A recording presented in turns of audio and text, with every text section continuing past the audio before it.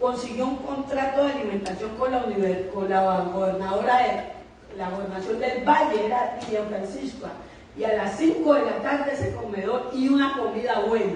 Un día, por esas cosas de la vida, llegué sin comer y había un compañero que hoy es gestor de paz aquí en el distrito de sociólogo, y me dijo: no, compañera, camina, vamos a comer, que hoy hay carnecita sudada. Y yo, pero uno como acostumbrado a comer en su casa, ¿no? Pero el hambre me llevó, me sentí que comida para rica. A partir de ahí, todos los días llegaba y estaba mi comida. Hoy esa gestión se acabó, tenía media beca, también le daba la gobernación del Valle y me dio trabajo en el macroproyecto de vivienda, en lo que fue todo el proceso de acompañamiento a las familias de la Baja Mar que fueron trasladadas a San Antonio. Ahí me dieron trabajo. Yo tuve la fortuna de conocer a María Carmela Quiñones y eso me ayudó bastante. Hay mucha gente que me ha ayudado, pero me ayudó bastante a salir adelante. No sé por qué los nuestros no acompañan a las nuevas generaciones, a estos niños. Ellos necesitan acompañamiento, necesitan que nosotros, no metamos la de nosotros, pero el presupuesto saquemos, le apoyemos las universidades locales. Por último, nos venimos quejando que nos han impuesto una cultura y una literatura anglosajona, ¿sí o no? Nos hablan de la Ilíada, la Odisea, ¿sí o no? La Sarillo de Tormes, los poemas del Mío Cid, y esa es la literatura. Y aquí, ahora que está Nicolás, cuando estaba en el paro cívico, le decían al doctor Perilla: es que esa metodología que ustedes nos están imponiendo no va acorde con nuestra cultura, con nuestras raíces, con nuestra realidad. Nosotros somos un municipio etnoeducador. Para convertirnos en un municipio realmente etnoeducador, ahí está la Fundación de Escritores del Pacífico, tiene 96 escritores y más de 1000 ejemplares. Tenemos que empezar por leernos toda la literatura del Pacífico. Hay algunos referentes muy buenos, no es del Pacífico, pero cuando estoy en los estados lo buscan mucho. Changó, el Gran Puta, que también narra la travesía transatlántica de Zapata Oliveira, ¿sí? Transatlántica que sufrieron los negros esclavizados que fueron traídos de África aquí a Colombia. Pero está Félix Domingo Cabezas Quiñones, un señor barbacoano, lo conocí ahora en el petróleo, y ha escrito 33 libros. Y yo, que soy lectora, no lo conocía. A mí me encanta leer, me fascina, no sé qué me guste más, si leer y yo no lo conocía. Y yo lo miré, yo con 33 libros, ahí don Luis Morales tiene uno que me dijo que ese libro teníamos que leerlo, porque la idea es que estos libros lleguen, para poder tener un municipio etnoeducador, lo nuestro llegue a las universidades y a los colegios. Esta es nuestra historia, para que terminemos con esa invisibilización. Que Bolívar ya venía derrotado, entonces Juan José Rondón, si me equivoco me corrigen. Yo sé que aquí todos ustedes manejan estos temas. Y Juan José Rondón les sabe: mi general, ¿qué le pasó? No, yo vengo derrotado. ¿Sí o no? Es como la charla que yo tengo. Pero ¿por qué mi general, si yo aún no he peleado? Pues salve usted la patria, mi general, porque yo ya vengo. Y era negro, dice la historia, ¿sí o no? Y era negro y nadie un poco lo nombran, porque nos metieron el chip anglosajón, ¿sí o no? Así como los americanos en sus películas nos han vendido que ellos son los fuertes, ¿sí o no? De todo el continente. Eso es lo que nos han vendido. Por eso la invitación es a que lean, se empapen de nuestra literatura afro. Fue un placer, muchas gracias. Y hay más aquí en este libro. Poquito lo que les conté, hay bastante para que lo adquieran. Nicolás, está bien quieto. Mare, gracias por su intervención magistral. Ahora llegamos a las preguntas. Por acá, Guillermo. ¿Para quién tiene la pregunta, Guillermo? Perdón. Nicolás. Nicolás, ¿usted qué? Cuénteme. Gracias, maestro Luis Morales. No, sí. La pregunta es para el compañero Gilberto Díaz Hurtado, ¿cierto? Digo compañero porque con él libramos unas batallas políticas bien cortas en Buenaventura. porque siempre ha luchado por las reivindicaciones. Yo soy político ya desde 50 años. Desde 50 años cuando los jóvenes aquí en Venezuela se levantaron por exigir el maltrato cuando mataron a Chinchina y a William Cuero. Desde los 12, 13 años ya estaba en esas actividades y desde ahí creció el movimiento obrero, la patriótica. Y con él Gilberto Díaz tenía un movimiento que eran las 3 P's, poder político, poder pacífico, educado. Entonces algo que yo viví y yo de pronto quiero leerlo en ese libro, porque no me va a tocar buscar la forma de escribirlo, es que conocimos nosotros cuando nos virtieron a la pobreza. Ojalá esto resalte en ese libro, porque a nosotros nos dieron la oportunidad de escoger. Y nosotros escogimos mal. Y escogimos porque nos conocieron. La pregunta es si él conoció desde cuándo vino la pobreza a Buenaventura. Vamos a ver qué dice Gilberto. ¿Desde cuándo? ¿Dónde nació?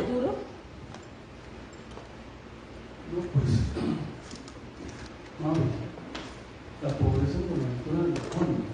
Desde bienvenido al futuro. ¿Recuerdan? Sí.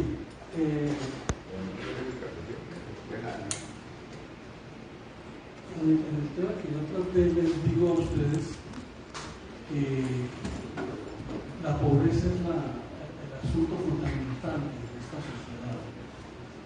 Eso es lo que yo les quiero decir, la pobreza es el asunto fundamental. Es decir, que nosotros debemos eliminar la pobreza. La pobreza debe ser eliminada. Ahorita estaba hablando de los problemas con un paisano y me decía que la pobreza lo tenía la gente aquí en México. Entonces, hay ideas de ese tipo, ¿no? Y esas ideas nos las han impuesto los poderosos. Entonces, para responder esta es la pregunta lo importante de Nicolás,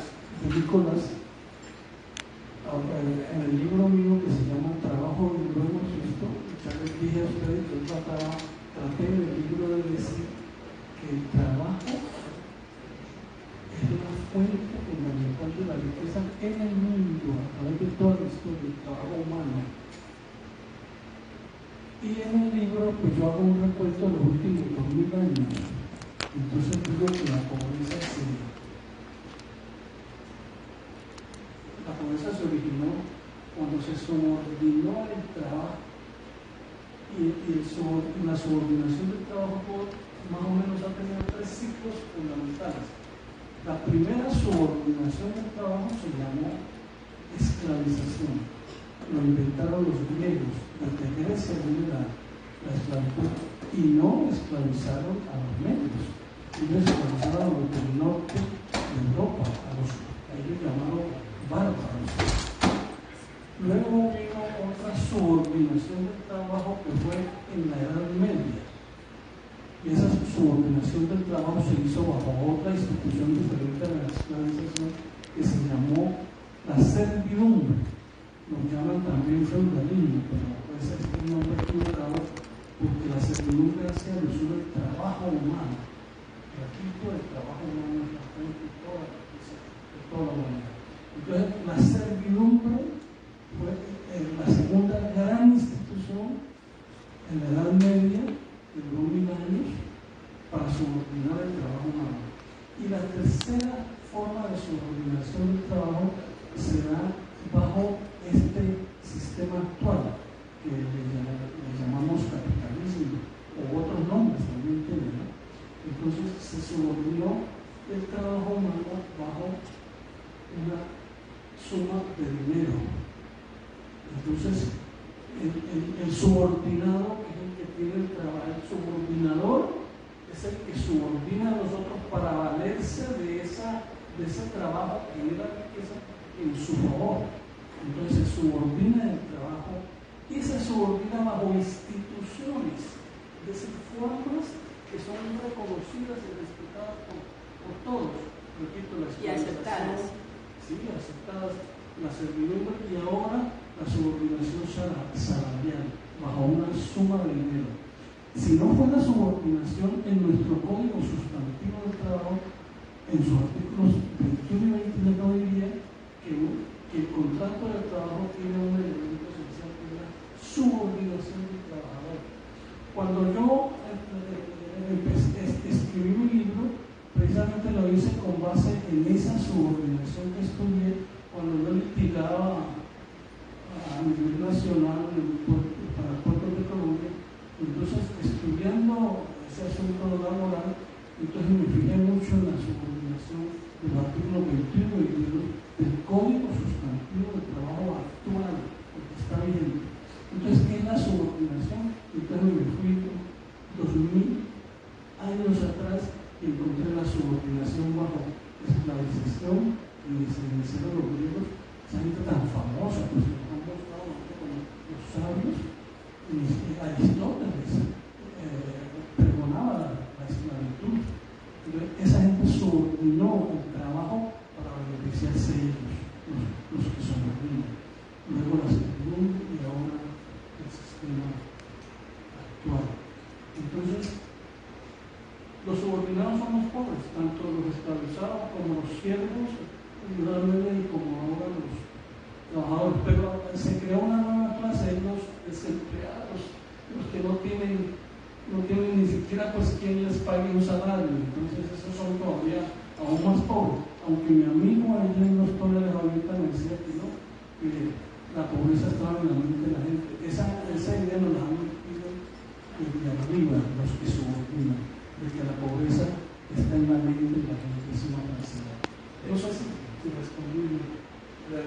Gracias, don Enrique. ¿Quién más tiene? Vamos con una pregunta. ¿Qué es pérgola? No, le faltaría la plusvalía para que usamos los obreros para que nos paguen el trabajo adecuadamente con dignidad. Don Raúl, aquí le va a hacer la consulta. No, en base a lo que dijo Mabel y lo que dice Alberto, yo creo que en Buenaventura, pues, cuando yo era niño, yo nací aquí, pero no creo que había pobreza sí, pero no había hambre.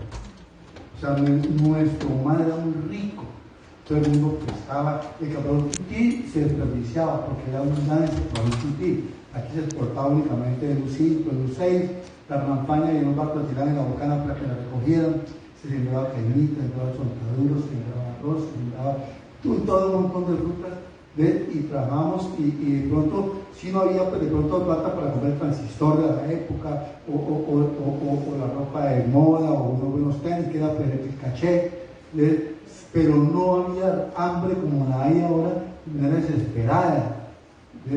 Entonces, desde ese punto de vista, yo creo que también ha habido un agotamiento de los recursos naturales, que en general, pues, de pronto sí ha habido también unos intereses exteriores que nos manipularon. Yo diría que muchas de estas cosas comenzaron a raíz de Gaviria en el 90, cuando se abrió la economía de Colombia al mundo, y entonces no estamos preparados.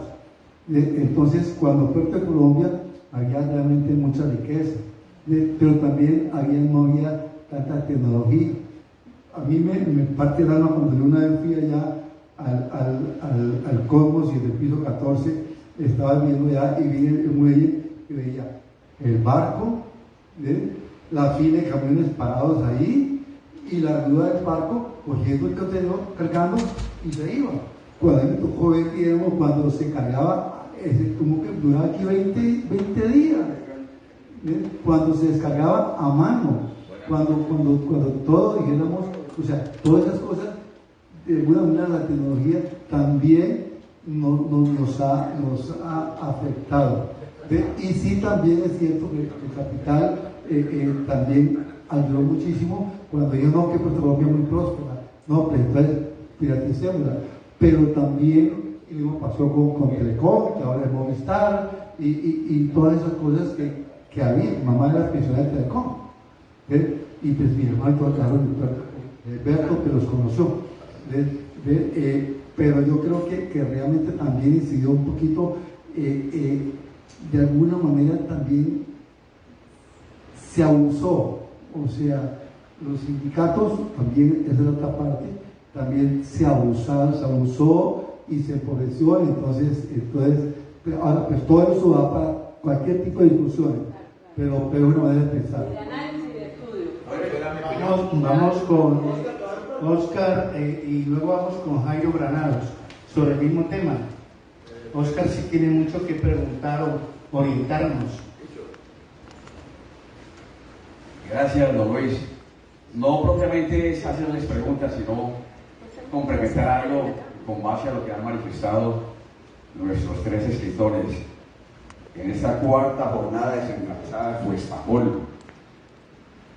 Felicitar a Luis Morales, a Alberto Díaz y a Mabel, en el sentido de que Mabel manifestaba que la calidad de la gente que está aquí, con eso nos basta. Muchas veces no necesitamos tanta gente, porque si hay algo que a nosotros nos pica y es un escozor, es que nosotros como que le tenemos, como se dice coloquialmente, bronca a la lectura, y eso es parte también de nuestro atraso, no leemos.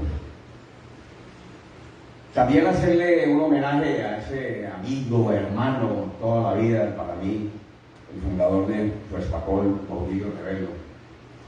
Baudilio, un guapireño de pura cepa, pero que ha hecho mucho por el Pacífico, por sacar las cosas positivas a través de sus libros, pues un cofundador nada menos que la Universidad Libre de Cali, una persona que ha estado ligada a la cuestión judicial y un asesor jurídico en Univalle y que, como decía Luis, en estos momentos está estudiando, está haciendo humanidades en la Universidad del Valle con más de 80 años. Él, tengo una anécdota muy especial, estuvimos en una reunión en Manizales, se acabó a eso de las 12 de la noche, nos vinimos en carro, en la camioneta, hasta Cali. Venía contándonos una serie de cuentos del Pacífico, pero era una cosa tan espectacular, nos tenía todos ensimismados, que le dijimos al conductor, dele despacio para que no lleguemos temprano a Cali, y así nos puede contar. Es fascinante cuando Baudilio empieza a contar, porque tiene un conocimiento tan profundo y tan amplio de las cosas, que difiere mucho, a pesar de que hay que hacerlo con todo respeto, de nuestro litoral recóndito, totalmente contrario a lo que nos implantó, entre comillas, Sofonías Yacud. Es un libro en 1936 porque hay una cantidad de tergiversaciones sobre la historia de Buenaventura. En la intervención de Luis con su primo Moleskine, me tocó vivirlo. La rellenera de Queremal, a mí me tocó hacer ese recorrido y conocí los pormenores y me fascinó. Pero tuve una gran desilusión porque yo creo que, y él lo puede dar fe, de los primeros, de los pocos que le dio difusión a ese premio, cuarto premio a nivel mundial.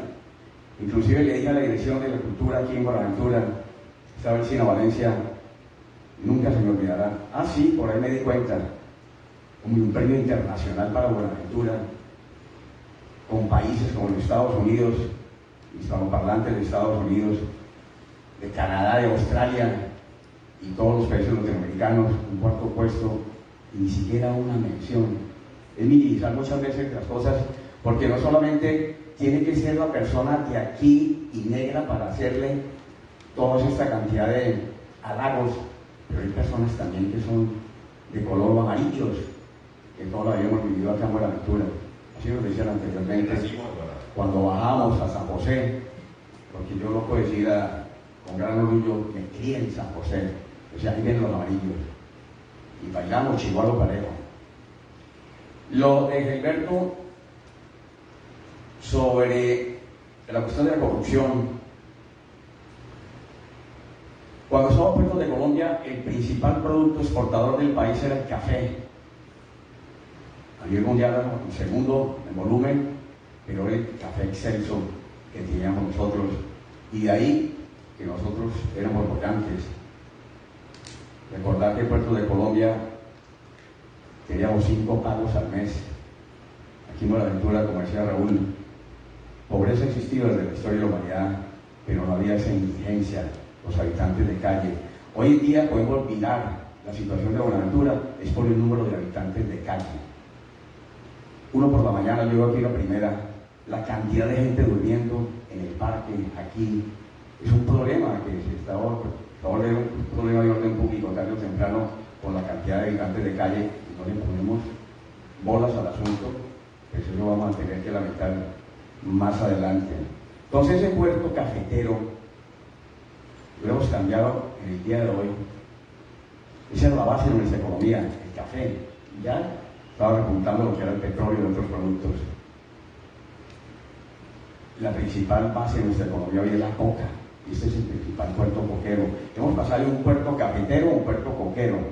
Y ese puerto coquero se mueve a través de la oferta y la demanda con base a los gringos y los europeos. Nosotros alabamos y damos gracias a estas personas que están haciendo ese esfuerzo, encabezados por Monseñor Rubén Darío Jaramillo Montoya, sobre estos grupos ilegales, para que entren en armonía. Pero muchas veces no es por la decisión de ellos, sino la decisión de los de arriba y la presión que se hace a través de la oferta y la demanda de la coca, que es nuestro principal producto, desafortunadamente. Esa es la economía soterrada, que por eso se sostienen muchas de las economías legales supuestamente. Pero el lavado de activos que hay en Colombia, eso es tremendo. Y hoy en día lo estamos viviendo por el alza. Un país que la seguridad alimentaria es casi el 40%, lo tenemos que importar. Y lo que poco se produce aquí, todos los insecticidas, fungicidas, pesticidas, hay que importarlos. Colombia dejó de producir totalmente. Lo mismo que le pasó a Venezuela con el petróleo. Creyeron que con el petróleo se iban a autoabastecer y vean cómo están. Así nos está pasando a nosotros en estos momentos. Entonces, esa recuperación por el nuevo gobierno es supremamente difícil, porque hay que hablarlo, y le da uno esta pena. Esto es un narcoestado. Todos los que hay arriba se han enriquecido a través de la coca y la minería ilegal, pero fundamentalmente por la primera. Lo de Mabel es para mirar, hombre, es una... Yo recuerdo que ella me entregó el libro sobre la descentralización y poder político, que habla también por esa entrevista de Edgar Roberto Carabalí, de Camino Abad. Fui muy amigo de Edgar Roberto Carabalí. Cuando teníamos un dúo, nos amanecíamos allá en el bosque cantando, cuando estaba con el recaudador de Hacienda, el recaudador de impuestos de esa época, quería una chirimía, y entonces los fines de semana con Edgar Roberto Carabalí, que recuerdo muy bien que la manifestación que hizo Edgar Roberto Carabalí fue la manifestación masiva más grande que haya tenido la historia de Buenaventura antes de la gran marcha del paro cívico al Bajo Calima. Esa fue la que la tumbó, pero siempre quedó en los anaqueles de la historia la movilización de masas más grandes que ha tenido Buenaventura, la había tenido Edgar Roberto Carabalí. También eso de que nosotros nos han imbuido la cuestión de otras, digamos así, culturas diferentes, ¿no? Buenaventura ha sido una ciudad cosmopolita toda la vida. Estos días estamos hablando sobre el Teatro Olimpia. El Teatro Olimpia, aquí tenía zarzuelas, obras de teatro, cantantes líricos, sopranos. Buenaventura tenía toros. El turismo en Buenaventura fue primero extranjero que nacional. Cuando venían los buques aquí, porque a mí me tocó hasta recibirlos y todo, los italianos, el Verdi, Donizetti, Michelangelo, el Américo Vespucci, todos esos, Santa Elena, Santa Lucía, Santa Bárbara, los norteamericanos que eran mixtos, cuando llegaba el Ganymede, esos buques alemanes, aquí hacían turismo, iban a las playas. Había sitios que frecuentaban ellos, como eran las artesanías, aquí la primera de las hermanas flacas que llamábamos, Y aquí en la tostadora del Café Faro, en la entrada de la Puerta Raymond, eso era una romería, eso era turismo, eso era internacional. Margarita, con sus poesías y las chivirilías de ese entonces, eso era, cuando llegaban los buques, era una fiesta completa. Y lo que generaba, el dinero que se dejaba aquí en Buenaventura, era tremendo. Entonces, para contar esas dos situaciones, tres situaciones, con base a lo que manifestaron los tres expositores, y colaborar un poco, y para mí eso es algo saludable, porque es muy pocas situaciones culturales tenemos nosotros, porque desafortunadamente no nos puede mover a todo el mundo a punta de tambor y licor. Oscar, nos faltó mucho por el tiempo, pero no hablamos de la colonia china, no hablamos de los italianos, no hablamos de los españoles. En estos días, por el Facebook, me mandó Julio Rodríguez, el del museo, que cuando llegaron las 4 estatuas chinas, las 3 estatuas y el Buda, que empezaron los mares de Buenaventura, que empezaron los desastres, los asesinatos, que empezaron los desastres naturales y todo eso. Entonces, no es tanto el atrevimiento, sino el desconocimiento. La gente no sabe quién fue la colonia china aquí en Buenaventura, que ellos fueron los precursores de la pesca industrial con los portugueses, que el primer parque de Bolívar lo hicieron ellos. Lo único que puso la gobernación fue estatua de que la primera colonia en Chile fueron ellos, que en Buenaventura hubo 17 consulados en la época de oro. Entonces, Buenaventura es una ciudad cosmopolita. Lo que pasa es que a nosotros como que nos estamos estrechando, pero no, nosotros somos muy amplios. De ahí de que con estos libros nos podemos sacudir un poco. A ver, no, aquí vamos a extender, pero Jairo Granados también tiene algo que decir. Y ya quedan 2 preguntas más por el tiempo, porque nos sacan de aquí, pero en lo posible las hacemos. Bueno, yo quiero complementar un poquito más. Y quiero, digamos, aclarar lo que dijo el ingeniero en el sentido que dice que lo del Puerto de Colombia, digamos, sucedió por unos excesos que había. Y yo no estoy de acuerdo con eso. Yo soy jubilado Puerto de Colombia y soy consciente de que lo que pasó en Puerto de Colombia fue lo mejor que tenía que haber pasado. La forma de transportar la mercancía, que era suelta, de un momento a otro en Europa comenzaron a hacerle contenedores. Este señor que está aquí, Gutiérrez, y yo trabajamos en la supervisoría de caja, y de ahí se reportaba el tonelaje para pagarle a los trabajadores de puertos, a la gente del Estado. Quiere decir esto que si un buque traía 30.000 toneladas, 25.000 toneladas de flota, se iba reportando diario lo que se iba descargando. Pero si un contenedor venía, un contenedor de 20 traía 12, 13 o 14 toneladas, se le pagaba por las 14 toneladas.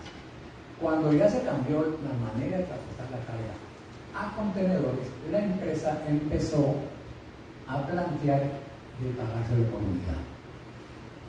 Y nosotros éramos 3.500 trabajadores más o menos. Entonces, si se acepta seguir luchando por que la empresa no se acabara, no iba a haber con qué pagar a los trabajadores. Este servidor que está aquí, en mayo, en abril del 93, que se acababa la empresa, fui donde el presidente del sindicato y le pregunté que la situación mía cuál era. Y me dijo, usted es indemnizable. Pasó marzo y en mayo 24 se hizo un acuerdo y aclaración. Y dijeron, ese acuerdo de aclaración firmado, la empresa y la gerencia general. Y dijo que los que tuvieran 12 años, 10 meses, de haber trabajado con la empresa 10 años, quedaba jubilado. Ahí quedé yo jubilado con 37 años de edad.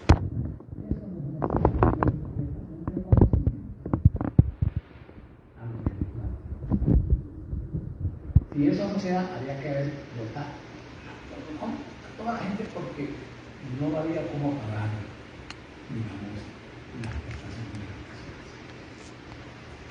Otra cosita muy pequeña que fue lo que dijo el doctor Mendelberto, que habló de la corrupción. Y en estos momentos, cuando se empezó en esta administración por los WhatsApp, salió una frase que me llamó siempre la atención, porque me ha llamado. Se dijo que el mayor acto de corrupción era aceptar un cargo por el cual uno no está capacitado. Y ahí ha dependido muchas cosas en una aventura, porque el que llega al cargo que no sabe de eso comienza a inventar, a hacer cosas que no es.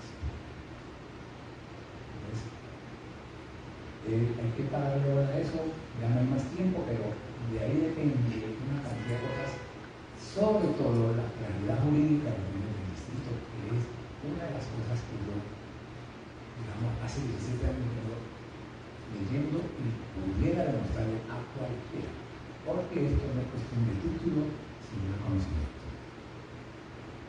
Don Jairo, y el conocimiento es poder.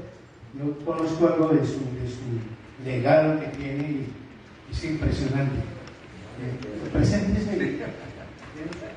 José María Hueso. Sociólogo. Más que preguntas, quiero más bien como complementar algunos detallecitos ahí mínimos y hacer algún aportecito más con respecto al tema de la pobreza. Resulta y acontece que el neoliberalismo es la última fase del capitalismo. Es la última fase que le llaman, pues algunos expertos, que es la fase caníbal del capitalismo. Y el neoliberalismo pues lo implantaron aquí para arrasar con todo lo que tenía que ver pues con las empresas estatales y las élites de este país. Se aliaron con el neoliberalismo, ¿sí? Y se apropiaron de todo, ¿cierto? Y a eso súmele lo que decía Oscar, ¿no? Que esto es un narcoestado, pues esto es una narcodemocracia, ¿sí? Y esto es mafia por todos lados. Entonces complementaron su negocio con otras cosas. Y se dedicaron hoy los políticos colombianos tradicionales, las élites, y se dedicaron también los llamados empresarios que no están con ellos mismos, ¿sí? A importar. Descubrieron que era más rentable traer cosas de la China, de Japón, de otros lados, que producirlas en este país. Y se dedicaron a importar todo y acabaron con la economía local, regional. Las importaciones mataron toda la economía de este país y nacional, acabaron con la economía de este país. Ese es otro elemento que tiene que ver con la pobreza. En el tema de Buenaventura, para no ser tan extenso, la pobreza que hay en Buenaventura fue una pobreza por la mar, que viene de la época de la colonia, cuando a Buenaventura la decretan que esto es un puerto de economía de enclave colonial, y de como enclave colonial se quedó en la época republicana, y desde la época republicana sigue como un enclave portuario colonial en la era del capitalismo neoliberal. Y a eso súmenle que la economía del mundo hoy ya no la mueve Europa, ni la mueve América, ni la mueve Estados Unidos y sus aliados, los europeos, los llamamos países desarrollados. La economía del mundo hoy la están moviendo los países emergentes, las nuevas potencias, China, Japón, Corea, India, Rusia, y lo están moviendo por el Pacífico. Entonces, cuando se dice que todo es el Pacífico, el mar del siglo XXI, entonces, bueno, Colombia que tiene salida al Pacífico y condenó al Pacífico desde qué época la decretaron. Ay, ¿tú que te acuerdas de esa fecha? Zona baldía, ¿cómo que le decían? Territorio baldío del Pacífico, sin historia, sin habitantes, ¿no? Desde hace muchos años la decretaron así. Bueno, entonces desde esa época nos dijeron que acá no había nadie, que esto era un territorio solo, ¿sí? Hoy que lo necesitan, hoy que necesitan la explotación de este territorio, entonces descubren que Buenaventura es la única ciudad que hay en el Pacífico. Buenaventura es la única ciudad. Oigan, se vinieron a dar cuenta, descubrieron como Colón que Buenaventura es la única ciudad del Pacífico. En el Pacífico no hay más ciudades. Buenaventura. Y a esa ciudad que se llama Buenaventura en el Pacífico la han sometido a un proceso que se le llama desde el punto de vista sociológico gentrificación con G. Y ese proceso de gentrificación no es otra cosa que al territorio empiezan a llegar gente de otros lugares con mucha capacidad económica, con mucha mejor preparación en todos los niveles, y empiezan a desplazar al nativo, que generalmente es una persona analfabeta, generalmente es un campesino, generalmente es un afroindígena, generalmente es una persona que ha sido empobrecida y excluida, marginada, discriminada.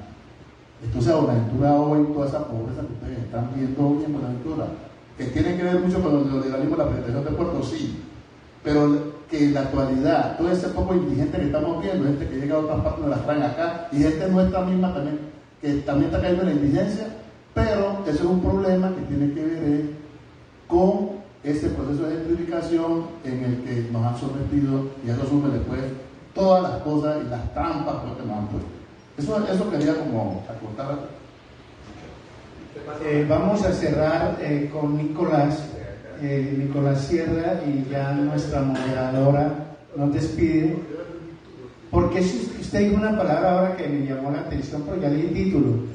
Usted acaba de decir, hagamos una tertulia, y eso me suena, pero yo le tengo el título. Esa es la que ustedes se ganaron bien ganados, que ahorita le dije yo a mi querido que quisiera pertenecer a los Pelagatos. ¿Qué tal si le llamamos la tertulia de los Pelagatos? A mí también me encantaría. Luego se cierra, señora Liliana.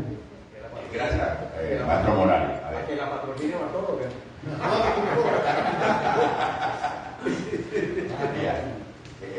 En la historia nos enseñaba, en la historia, a los nativos americanos, los españoles, con un espejito los manejaron, ¿cierto? Pero yo estoy viviendo una historia, y yo ahora voy a tener que escribir, porque pues, a veces la gente me quiere escuchar. Entonces yo vivo una historia, y estuve al lado de un gran maestro, que aún vive, Hernando Palacio, donde me enseñó a ver, fue mi maestro en ideología política. Digamos el nombre de él. Hernando Palacio Panchano. ¿No? ¿Cómo lo conocí? Chandolera. Chandolera. En Cali me Con Chandolera, cuando estábamos en el Proto de Colombia, conocimos, y yo creé con él. Él era del comité del comité de la seguridad social, ¿ya? Él fue el secretario y yo era el de su comité.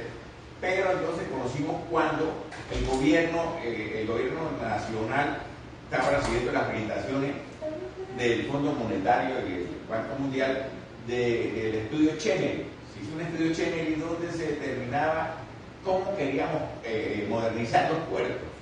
Pero habían dos salidas, con el sector privado o con el sector público. Ganó el sector. Bueno, hubo una consulta en la cual nosotros participamos, hicimos un acuerdo político, y la gente dijo, apoyo usted como uno que hace un petate, pero es un acuerdo político con Eusebio Muñoz Perea. Y Eusebio Muñoz Perea, en la consulta del Partido Liberal, trajo aquí a Hernando Durán Luzán, que era el candidato de él, y el otro candidato fue el que ganó la séptima papeleta en el entierro de Galán. Los hijos le dijeron, oiga, coge la bandera del Partido Liberal. Gaviria. Listo. Entonces la propuesta que nos hizo Hernando Durán Luzán con el doctor Ricardo, que era gerente en entonces, unos buses que había conseguido nuevo porque no teníamos buses en el transporte en esa época de mantenimiento, y después de yo haber sido un negociador de una convención de puertos de Colombia, pues así como llegan a la Junta de Orden Comunal, llegan allá a hablar con Nicolás, y me presenta el doctor Hernando Durán Luzán, y él nos dice, ya habíamos creado el Comité contra el Desalojo y la Privatización, pero dice, no les privatizo puertos. Con la gran riqueza que tienen, hídrica, porque en ese tiempo atrás había una luz que había tapado a una Magdalena y a unos carros, y había una cantidad de muertos. Con esa gran riqueza hídrica se hace una nueva hidroeléctrica, y por el cañón del Draco le hace una nueva carretera donde se va a reducir en 25 minutos el transporte y en 25 kilómetros y media hora. ¿Ya? Y todo eso lo hago por el Ministerio de Obras. O sea, había más trabajadores portuarios haciendo todo eso. Pero desafortunadamente, en la consulta ganó el bienvenido al futuro, donde la corrupción hizo dirigir, donde el embeleco, no corrupción, el embeleco era que usted va a ser socio de las empresas. Usted va a ser socio de Puerto de Colombia y va a tener entidades. Usted va a ser socio del agua, y usted va a ser socio de la salud, y usted va a ser socio. Y por ese espejito, ese fue el espejito que nos pusieron. Y con ese espejito hoy, ya yo puedo evidenciar que estoy viviendo eso cuando veo que están cayendo tierras a los túneles. Los que ganaron la concesión, los hermanos Volantes, por 40 años inicialmente, que hacían esa cartera en 10 años, ¿cuánto llevan? ¿Y cuánto dejaron de invertir? ¿Y cuánto va a costar la rehabilitación de esa vía? ¿Cuánto nos va a costar? ¿Será que vamos a seguir con el mismo modelo neoliberal, capitalismo salvaje, para recuperar esta vía que estamos aislados de Cali? Estamos aislados de Cali. Pero estamos aislados por nuestra gran riqueza.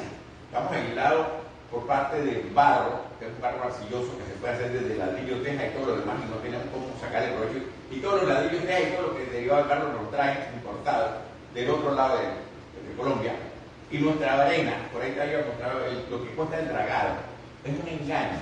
Aquí la corrupción mayor la tiene el gobierno con el embeleco del dragado. Aquí no dragan nada, sino que sacan el barro, la arena y la basura que vertimos nosotros. Dicen que ganaron y gastaron 28.000 millones y están ganando cada 5 años. Y decían, en el 2020, decían que por 2021 iban a ganar otra cantidad igual. Y están ganando, y nosotros nos estamos arrancando el pelo del sobaco entre nosotros, peleando porque es que el alcalde no paga, pero no sabemos que el alcalde tiene 4 años que el que paga el 50% del presupuesto que es Invía, que está en contra de Bonaventura, tiene sitiado Bonaventura, no paga. Y si a mí, como pensionado, ahora yo estamos que primero, si el 25 no me pagan mi prima y mi pensión, yo no tengo como el día siguiente me consumí a ver comprar la ropa del arroz y el panal de huevo. Esta administración lleva 2 años, 8 meses, 10 meses, y lleva 4 años que no recibe el 50% del presupuesto. Pero de ñapa, tiene que el 15% de las utilidades de la sociedad portuaria las tiene embargadas la CBC. Entonces lo único que se recauda es el 15% que por ejemplo ha tocado bailar la administración. Y nosotros nos ponemos a atacar que ese negro es un ladrón, ese negro es un corrupto y ese negro es un feo botifesta y no tiene y nos engañamos. En eso nos desglosamos nosotros, cuando la realidad es otra. Con ese espejito de ganar un pesito, tenemos vuelta un carajo. Ahí me conté vigilante. Nicolás, para que tengamos muy en cuenta esto, el principal factor de la privatización del puerto de Colombia fue la presión que hizo el Fondo Monetario Internacional para garantizar la deuda, para que le pagara no solamente el capital, sino los créditos. El Fondo y termino diciendo, Jairo, yo como negociador conocí esto. El puerto de Colombia tiene 3 regímenes especiales de regulación: 15 cualquier edad, 20 cualquier edad y 20 y 50 años de edad. Nadie salía más con 50 años. Los que querían quedarse allá lo sacaban a la brava. Entonces lo que dieron fue un factor 53. Factor 53 que usted con 13 años de servicio sale con el 13% por 53 años de edad. Que ahí salió 30 de edad. Y a los especiales le dieron un 20%. O sea, listo. Entonces yo lo que quiero que hagamos la tertulia, y lo que voy a hacer es, como yo tengo tanto aquí en esta cabeza, sí, antes de irme, voy a escribir ese libro. Tranquilo que nosotros nos sentamos y nosotros... Usted habla... Doña Mabel, ese público es todo suyo porque no vamos. Nico, usted habla y nosotros escribimos, no se preocupe, nosotros transcribimos. La verdad es un placer contar con ustedes. Quedan agendados para el lanzamiento de mis 2 libros. Terminé 2 gracias a la asesoría de Oscar Seider. Tenía uno, pero me dijo separe y me salieron 2 libros: Cazuela, Horas del Pacífico y Sociedad Perversa. En Cali, el día que estuvimos en la Feria Internacional del Libro, había un escritor, Menanos, que escribió un libro: Si en Nueva York llueve, en Cali no escampa. Y Gustavo Bolívar acaba de renunciar al Senado porque también acaba de escribir un libro bien, pero bien caliente, y él se va a ir del país. Con él tuve la oportunidad de hablar y le hablé de Sociedad Perversa. El senador Bolívar, sí. Porque esas historias que acaba de nombrar Oscar del narcotráfico hay que contarlas, porque es que no han habido narcotraficantes solo. como dijo una vez Iván Cepeda, los políticos fueron a corromper a los narcotraficantes, los fueron a sacar de sus guaridas. Y esa sociedad perversa que se ha gestado. ¿Ah? Se robaron los bienes de la SAE. Entonces, la sociedad dos libros sé que les va a gustar. Cazuela Oral es muy pacífico y Sociedad Perversa es un libro también. Entonces ya tenemos para degustar tus andados historias Y la Cazuela Oral del Pacífico, que también son historias como las que... Pero yo quiero un primer libro, yo quiero un primer libro, que tú escribiste... El que ya, sí. El primero que tú escribiste, que hablaste con él. Descentralización, la que está... Ya se lo... Gracias. Ingeniero, muchas gracias. Yo también quiero un pasaje a Nueva York. Muchas gracias, ingeniero. La verdad me alegra mucho a todos, Oscar, el concejal, Efraín, Nicolás, Narcilo ahí hay unos datos que el Narcilo me dio para completar ese libro sobre yo lo fui a buscar y me apoyó don Rafa, José María, que es sociólogo, compañero de trabajo, a mi hijo, a mi prima, a todos muchas gracias por acompañarnos, a Erika con Edwin. En la otra semana arrancamos con los arrullos para que estén pendientes. Muchas, pero muchas gracias. Y ya sé, don Luis me acompañará en el lanzamiento de mis dos libros, 2 en 1, pero buenísimo. Mavi presione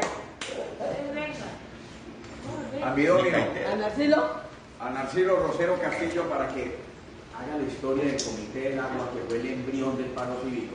Cuando quiera, mire, si usted no quieren escribir, usted puede llamar o a Luis Moral o a Liliana Mabel Gamboa. Nosotros hacemos las veces de escribiendo. Ustedes van narrando y nosotros escribimos. Sí, va a traer un libro.